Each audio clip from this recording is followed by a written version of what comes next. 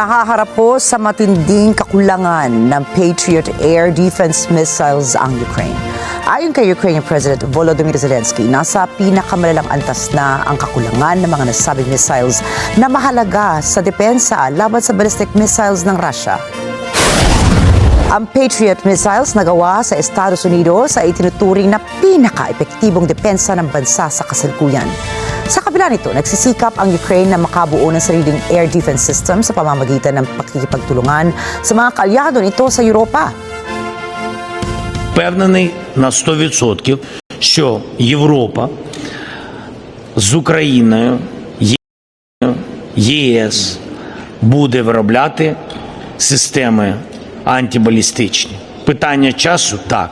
А поки у нас цього немає, поки з цим дефіцит, ми повинні захищати наші сім'ї, наших людей. І для цього нам потрібна програма Pearl.